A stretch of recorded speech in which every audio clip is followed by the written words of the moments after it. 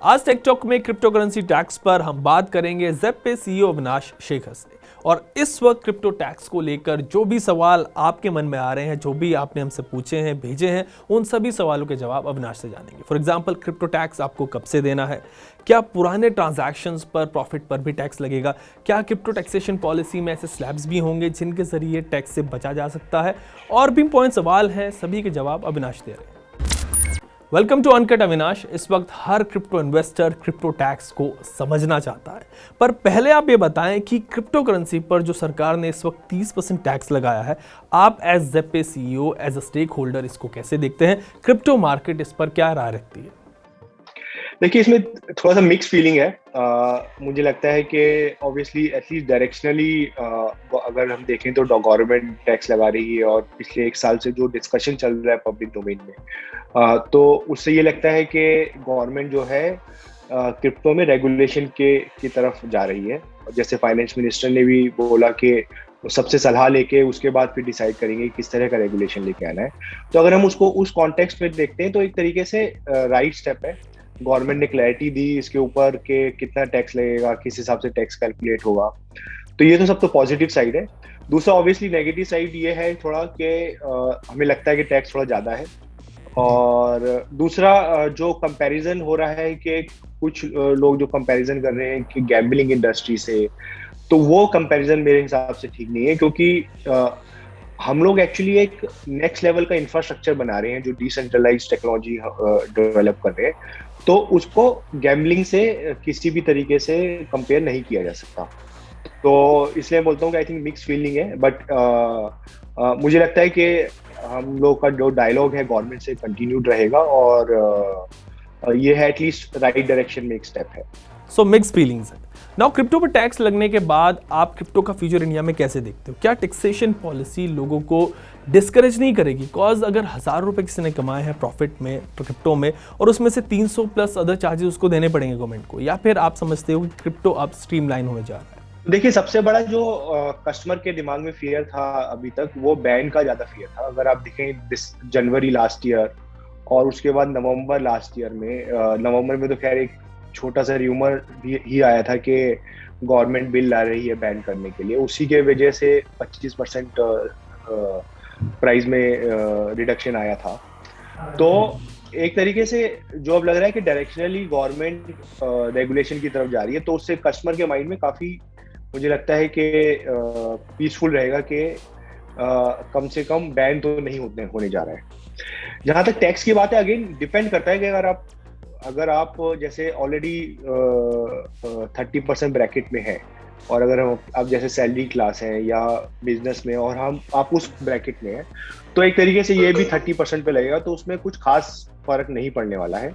Obviously कुछ other nuances हैं कि अगर आपका एक बिजनेस में लॉस है, दूसरे में प्रॉफिट है, तो उसको एडजस्ट नहीं कर सकते हैं, बट लार्जली उन लोगों को फर्क नहीं पड़ेगा। बट जो लोग छोटे इन्वेस्टर हैं जो उस ब्रैकेट में नहीं है, ऑब्वियसली उनको थोड़ा ज्यादा टैक्स देना पड़ेगा। तो इसलिए मुझे लगता है कि थोड़ा सा उसमें रैशनलाइजेशन की संभावना है, जो हमारी तरफ से गवर्नमेंट को सजेशन रहेगा। बट ओवरऑल मुझे नहीं लगता है कि इससे बहुत ज्यादा डिस्करेजमेंट होगी कस्टमर्स को, बिकॉज अल्टीमेटली जो प्रॉफिट जो कमा रहे हैं उसका एक परसेंटेज अगर गवर्नमेंट को दे रहे हैं, तो मुझे नहीं लगता कि उसमें बहुत ज्यादा दिक्कत होनी चाहिए। ओके, यू थिंक कि इट वोंट डिस्करेज इन्वेस्टर्स। यहाँ पर अविनाश एक और क्वेश्चन आ रहा है जो कई व्यूअर्स ने पूछा है, कमेंट सेक्शन में कई बार किया है, कि क्रिप्टो पर टैक्स कैसे लगेगा? क्या एक्सचेंजेस प्रॉफिट में से 30% टैक्स काट लेंगे, हर प्रॉफिटेबल ट्रांजैक्शन के बाद टैक्स कटेगा, या फिर लोगों को पर्सनल लेवल पर जैसे कि वो इनकम टैक्स फाइल करते हैं वैसे क्रिप्टो पर टैक्स देना होगा? वन मोर थिंग कि गवर्नमेंट को ये कैसे पता चलेगा कि किसने कितना पैसा इन्वेस्ट किया हुआ है और उसने कितना प्रॉफिट कमाया हुआ है? देखिए, जो गवर्नमेंट ने टीडीएस वाला प्रोविजन लेके आई है, जिसमें ऑब्वियसली अब अभी भी बहुत क्लैरिफिकेशन की जरूरत है, खासकर टीडीएस वाले प्रोविजन पे। बट जो अभी करंट लॉ है उसके हिसाब से जो एक्सचेंजेस को नहीं देना है इनकम टैक्स, ये जो कस्टमर्स हैं उन्हीं को देना है इनकम टैक्स। बट हम लोग ऑब्वियसली इंडियन लीगल सिस्टम में काम करते हैं, तो गवर्नमेंट अंडर वेरियस लॉज हमसे कुछ भी इंफॉर्मेशन मांग सकती है। ओके, तो वो इंफॉर्मेशन हम लोग गवर्नमेंट को अंडर लॉ प्रोवाइड करना होगा हमको, और उसके बेसिस पे गवर्नमेंट को तो ऑब्वियसली इंफॉर्मेशन रहेगा ही साथ में आपको अपना कैलकुलेट करना है एंड ऑफ द ईयर, और उसके बेसिस पे आपको इनकम टैक्स अपना जमा कराना है। ओके, तो मतलब ये अभी डिसाइडेड नहीं है गवर्नमेंट की तरफ से कि किस तरीके से रहेगा? डिसाइडेड है, बेसिकली डिसाइडेड है एक्सचेंज की तरफ से। या जो सेलर है, गवर्नमेंट ने बोला कि वो एक तरीके से टीडीएस काटेगा, 1% टीडीएस काटेगा। तो जैसे ही आपने टीडीएस काटा तो एक तरीके से वो गवर्नमेंट के सिस्टम में आ गया, है ना। आपको पूरा ट्रांजेक्शन बताना पड़ेगा कि भाई आपने 100 रुपए का सेल करा, उसके ऊपर 1 रुपए का टीडीएस काटा, तो वो पूरा ट्रांजेक्शन गवर्नमेंट के रिकॉर्ड में आ गया। और जब आप अपना इनकम टैक्स रिटर्न भरेंगे अपने हिसाब से, क्योंकि आप पूरे साल में आपका कुछ प्रॉफिट भी हो सकता है, कुछ लॉस भी हो सकता है ना। तो जैसे आपने मान लो 100 रुपए की चीज खरीदी और 300 रुपए में बेच दी, तो आपका 200 रुपए का प्रॉफिट हुआ उसके ऊपर, और दैट मीन 200 रुपए के प्रॉफिट में 30%, 60 रुपीज आपको 60 रुपए टैक्स देना है। आपका टीडीएस तो सिर्फ 3 रुपए का ही कटा है ना। तो आप अल्टीमेटली जाके जब अपनी इनकम डिक्लेयर करेंगे तो उसमें बोलेंगे भाई 60 रुपए का मेरा इनकम टैक्स बनता है, जिसमें से 3 रुपए मेरे ऑलरेडी टीडीएस कट चुके हैं, तो मेरे को अब सिर्फ 57 रुपीज, 57 रुपए जो है वो गवर्नमेंट को देने हैं बेसिकली। तो वो डिफरेंट हो सकता है। हो सकता है आपने 100 रुपए की चीज 150 रुपए में बेची, सिर्फ 50 रुपए का प्रॉफिट हुआ। तो हो सकता है आपका रिफंड भी बने कुछ, कि आपका प्रॉफिट ही बहुत कम हुआ, तो इनकम टैक्स उतना देना ही नहीं बनता है। बट अल्टीमेटली ऑब्जेक्टिव ये है कि आप अपना साल के एंड में कैलकुलेट करिए कितना टैक्स बनता है, उसमें से टीडीएस डिडक्ट करिए जो आपका ऑलरेडी डिडक्ट हो चुका है, और वो इतना टैक्स भरिए। सो यू सेड कि यहाँ पर रेशनलाइजेशन की ज़रूरत है, तो क्या इसमें कुछ चांसेस ऐसे भी हैं कि ये जो 30% टैक्स स्लैब है, crypto exchanges, stakeholders, government से इस पर डिस्कशन आगे करें और ये कुछ कम भी हो सके, या कुछ ऐसा रास्ता निकल जाए कि क्रिप्टो टैक्स से लोग बच जाएं, यहाँ पर स्लैब्स आ जाएं और जो छोटे इन्वेस्टर्स हैं उनको टैक्स ना देना हो? देखिए, तो अल्टीमेटली तो गवर्नमेंट पे डिपेंड करता है। जैसे उन्होंने बोला कि हम अपनी तरफ से तो ऑब्वियसली कोशिश करेंगे ही। जैसे अगर स्लैब वाइज हो सकता है, अगर किसी की इनकम जैसे एक लिमिट से कम है तो उसको थोड़ा कम टैक्स लगे, तो वो सब चीजें तो ऑब्वियसली हम लोग कोशिश करेंगे गवर्नमेंट से डिस्कस करने की। बट अल्टीमेटली गवर्नमेंट को आई थिंक डिसाइड करना है इसके ऊपर। तो इसमें अविनाश, क्या हम कुछ टैक्स स्लैब्स भी देख सकते हैं आगे जाकर के जब बिल आएगा, क्रिप्टो बिल? देखिए, हमारी सजेशन तो गवर्नमेंट को यही रहेगी कि थोड़ा उस पर कंसीडर करें, बट अल्टीमेटली क्या होगा तो अभी बताना मुश्किल है, बट हमारा सजेशन तो यही रहेगा गवर्नमेंट से। अविनाश, एक कंफ्यूजन जो क्रिप्टो इन्वेस्टर्स के मन में है कि उनको टैक्स कब से देना होगा। क्या लोग उनकी पुरानी क्रिप्टो इनकम, जो पैसा उन्होंने पिछले साल कमाया या फिर उससे पहले प्रॉफिट कमाया है, क्या उस पर भी वो 30% टैक्स देंगे? तो देखिए, इसमें जो गवर्नमेंट ने दिया है कि अगले साल से टैक्स लागू होगा, तो जो टैक्स का जब कैलकुलेशन होता है वो जब आप सेल कर रहे हैं क्रिप्टो को तब से लागू होता है। ठीक है, तो मान लो आप अभी सेल कर देते हैं तो अभी जितना फिर इनकम टैक्स बनता है उसके हिसाब से लागू होगा। बट अगर आप मान लो सितंबर में सेल करते हैं, सितंबर 2022 में, और आपने खरीदा था मान लो लास्ट ईयर, तो उसमें फिर उसी तरीके से कैलकुलेट होगा कि अगर आपने लास्ट ईयर 100 रुपए का खरीदा और सितंबर 2022 में आपको आपने 200 रुपए का बेचा, तो आपको 100 रुपए आपका प्रॉफिट माना जाएगा, उसके ऊपर 30% टैक्स देना है। तो जो ऑलरेडी आपने प्रॉफिट बुक कर लिया है उसके ऊपर टैक्स नहीं देना है। बट जो प्रॉफिट एक तरीके से आपको बुक नहीं हुआ या अप्रूव नहीं हुआ है, जो अभी तक आपने रियलाइज नहीं किया प्रॉफिट क्योंकि आपने सेल ही नहीं करी है एसेट, उसके ऊपर नए रेट से टैक्स लगेगा। सो जो भी प्रॉफिट बुक करता है या जिसने पहले प्रॉफिट बुक कर लिया है वो अब टैक्स से बच जाएगा, उसको 30% टैक्स नहीं देना होगा। बट अगर होल्डिंग पर आप बाद में प्रॉफिट बुक करते हो तो इट विल अट्रैक्ट 30% टैक्स। मतलब अगर आप मान लो 15 फरवरी को बेच देते हैं, उसके ऊपर जो टैक्स बनता है वो फिर आपका इस साल का टैक्स हो जाएगा। तो वो आप जो भी इस साल के लॉ हैं उसके हिसाब से आप डिपॉजिट कर सकते हैं। Thanks for clarifying this Avinash. अभी क्रिप्टो पर टैक्स लगने के बाद ऐसे भी रूमर्स आ रहे हैं कि क्रिप्टो मार्केट में एक शार्प सेलिंग देखने को मिल सकती है, जैसे नवंबर में हमने देखी थी। तो क्या लगता है आपको? मुझे लगता है कि लोग अपना थोड़ा बहुत तो टैक्स प्लानिंग करेंगे। जैसे आपको बताया कि अगर अभी आप कुछ ट्रांजेक्शन करते हैं वर्सेस अगले साल में कुछ ट्रांजेक्शन करते हैं, तो थोड़ा बहुत आपको टैक्स का डिफरेंस आएगा। बट मुझे लगता है कि इतना बड़ा इम्पैक्ट होने के चांसेस कम है, क्योंकि जो इन्वेस्टर्स हैं, खासकर जो इन्वेस्ट करते हैं क्रिप्टो में, वो थोड़ा लॉन्ग टर्म के लिए इन्वेस्ट करते हैं। और मुझे लगता है कि अगर टैक्स जो है वो सिर्फ ओनली क्राइटेरिया नहीं हो सकता कि किसी इन्वेस्टमेंट क्लास में इन्वेस्ट करने का। अगर आपको वो इन्वेस्टमेंट अच्छी लगती है, वो लगता है आपको जो हम लोग सिस्टम बिल्ड कर रहे हैं क्रिप्टो इंडस्ट्री वो अच्छा है, तो टैक्स इज एक उसका क्राइटेरिया हो सकता है, बट ओनली क्राइटेरिया नहीं हो सकता। एक और कंसर्न है क्रिप्टो इन्वेस्टर्स का कि भाई मार्केट इतना क्यों गिरा हुआ है। सब बात करते हैं कि क्रिप्टो तो बड़ा पॉपुलर हो रहा है, मार्केट जो है वो बड़ी होती जा रही है क्रिप्टो मार्केट, पर वैल्यू डाउन होती जा रही है, पोर्टफोलियो उनका रेड में आता जा रहा है और इसको तो कोई कंट्रोल भी नहीं करता। ये कहते हैं सब सप्लाई और डिमांड पर चलता है, फिर मार्केट जो है वो क्यों गिर रही है? तो बेसिकली इसमें 2-3 कारण, देखिए जो वॉलेटिलिटी के 2-3 कारण है। जो क्रिप्टो इंडस्ट्री है अभी भी एक नई इंडस्ट्री है, ठीक है। अभी भी काफी इन्फ्लुएंस होता है जब जैसे कोई गवर्नमेंट बोलती है कि हम उसको बैन कर रहे हैं, जैसे चाइना ने बोला हम बैन कर रहे हैं, या जैसे अभी रशिया से न्यूज आई कि पहले उन्होंने बोला कि हम लोग बैन करना चाहते हैं, फिर बोला कि नहीं बैन करना चाहते। तो इन सब चीजों से काफी फर्क पड़ता है, क्योंकि सेंटिमेंट्स भी इंपॉर्टेंट होते हैं। अगर एक्सेप्टेबिलिटी बढ़ रही है एक तरफ से तो कस्टमर के एंड से, बट दूसरी तरफ से हम लोग गवर्नमेंट्स को वर्ल्ड ओवर कैसे कन्विंस करें कि ये एक फ्यूचर टेक्नोलॉजी है, और सबको कन्विंस होने में थोड़ा टाइम लगता है। ओके, तो उससे काफी फर्क पड़ता है सेंटिमेंट्स के ऊपर। दूसरा मुझे लगता है कि जो क्रिप्टो मार्केट है 24/7 मार्केट है, ठीक है।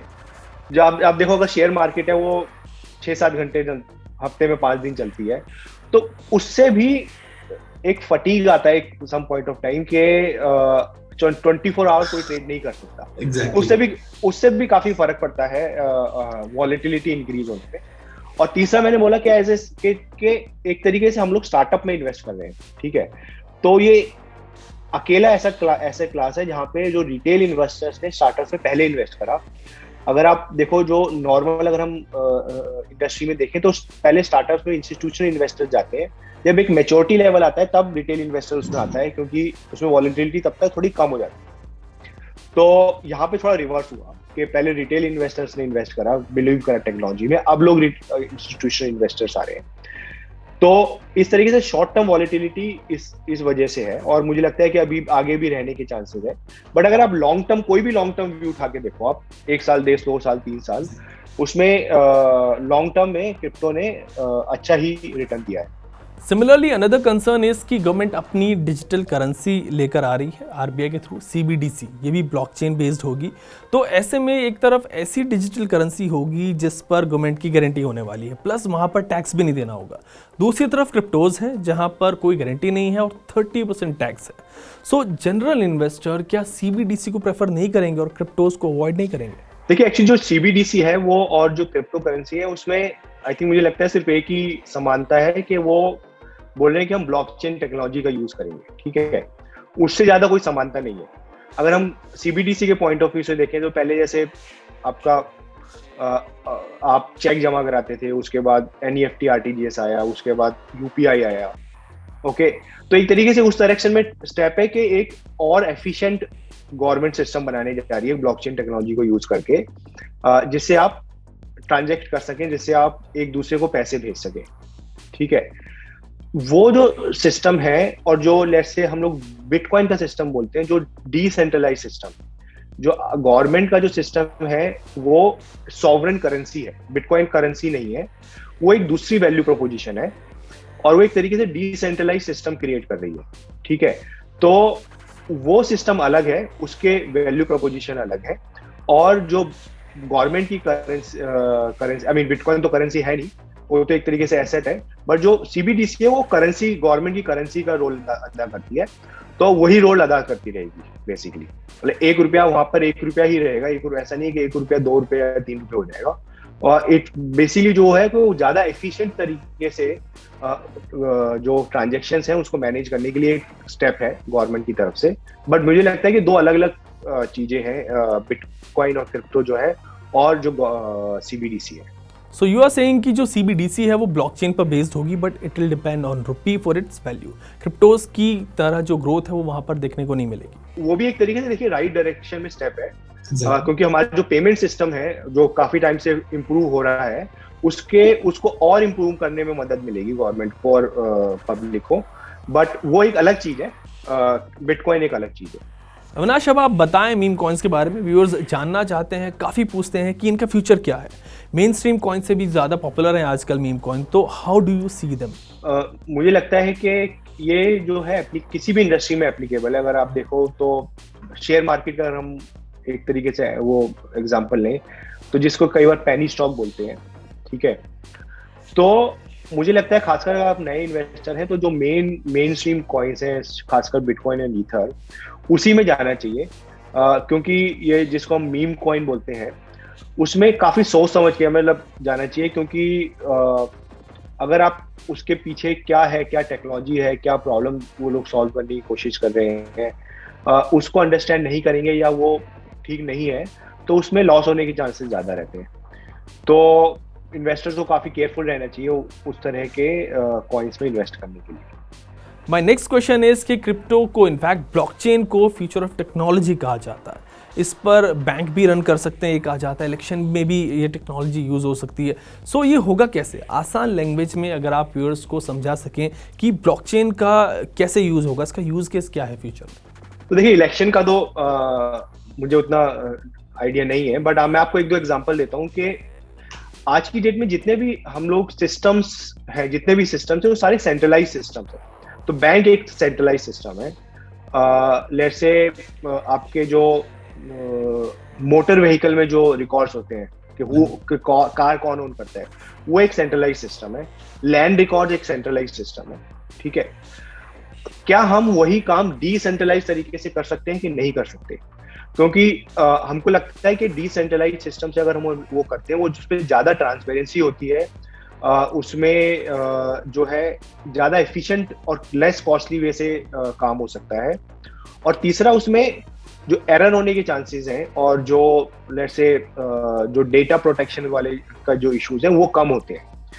तो अब जैसे मान लो आपको फ्यूचर में, आज तो नहीं हो रहा है, जैसे आपको एक कार ट्रांसफर करनी है, तो वही चीज अगर हम आज की डेट में सब लोग फिजिकली आरओसी के ऑफिस जाके वहां पे करते हैं, वही हम आउटपुट अगर हम डिसेंट्रलाइज वे में कर सके, जिसमें गवर्नमेंट ऑफिशियल भी वहां पे जाके उसको सर्टिफाई कर सकता है और जो बायर है और सेलर भी वहीं पे जाके सर्टिफाई कर सकता है, तो वो उसका काफी अच्छा यूज होने वाला है, उसका काफी अच्छा बेनिफिट होने वाला है। और उससे बाकी सारी चीजों में, फॉर एग्जाम्पल सोशल मीडिया है, अगर हम सोशल मीडिया की बात करें, क्या एक तरीका है कि जो सोशल मीडिया है वो डिसेंट्रलाइज तरीके से ओन हो, यानी कि आप अगर सोशल मीडिया पे अपने फॉलोअर्स बना रहे हैं या कंटेंट बना रहे हैं, उस कंटेंट का आप ओनर हो, ना कि जो सेंट्रलाइज सोशल मीडिया है उसका ओनर हो। तो उससे क्या होगा, अगेन जो रूरल एरियाज में है, जो लोग एक्चुअल में काम कर रहे हैं उसके ऊपर, उनको काफी बेनिफिट होने वाला है। तो एक ऐसा नहीं कि सेंट्रलाइज सिस्टम नहीं रहेंगे, बट मुझे लगता है कि एक अल्टरनेट तरीका काम करने का निकलेगा, जिसमें काफी चीजों में ज्यादा एफिशिएंसी आएगी। Now your closing comments Avinash, young crypto investors को आप क्या सजेस्ट करेंगे, क्या राय देंगे, how to approach the crypto market? देखिए, मुझे लगता है कि क्रिप्टो में लॉन्ग टर्म हम लोग काफी बड़ा इंफ्रास्ट्रक्चर क्रिएट करने की कोशिश कर रहे हैं, जो क्रिप्टो इंडस्ट्री है। और अगर हम आज से 5 साल 10 साल बाद देखेंगे तो मुझे लगता है कि जैसे इंटरनेट आज की डेट में ऑब्वियस है कि जब इंटरनेट चालू हुआ था तब भी बहुत सारी इश्यूज उतरे थे, बट मुझे लगता है कि काफी बड़ा एक रेवोल्यूशनरी टेक्नोलॉजी पे हम लोग काम कर रहे हैं। और जो प्राइस वॉलेटिलिटी है वो एक तरीके से इनहेरेंट है इसमें, क्योंकि नया एसेट क्लास है। तो कस्टमर्स को एक तो स्टडी करना चाहिए ब्लॉकचेन टेक्नोलॉजी को, और जो जिस टेक्नोलॉजी में बिटकॉइन काम करता है, डिसेंट्रलाइज्ड टेक्नोलॉजी को, और उसके बाद कोई मेजर इन्वेस्टमेंट करनी चाहिए। बिना अंडरस्टैंड करे अगर आप इन्वेस्टमेंट करते हैं तो जो कन्विक्शन है जो वो नहीं रहता है, और क्योंकि ये वॉलेटाइल भी है तो उससे आपको लॉस होने के चांसेस ज्यादा हैं। तो मुझे लगता है कि एजुकेशन में इन्वेस्ट करिए, टेक्नोलॉजी पे इन्वेस्ट करिए, टेक्नोलॉजी जो अंडरस्टैंड करने में इन्वेस्ट करिए अपना टाइम, और उसके बाद थोड़ा थोड़ा अमाउंट ऐसे इन्वेस्ट करिए। अपना पूरा इन्वेस्टमेंट इसमें मत करिए, खासकर उधार लेकर मत करिए। तो यही मेरी सलाह होगी इन्वेस्टर्स को। सो आज इस वीडियो में हमने ज़ेप सीईओ अविनाश शेखर से क्रिप्टो और उसकी टैक्सेशन पॉलिसी के बारे में इन डिटेल बातचीत की है। अगर क्रिप्टो या फिर क्रिप्टो टैक्स पर आपके पास भी कोई सवाल हो तो you can post that in comment section, उसका जवाब मैं आपको अपनी अगली वीडियो में दूंगा।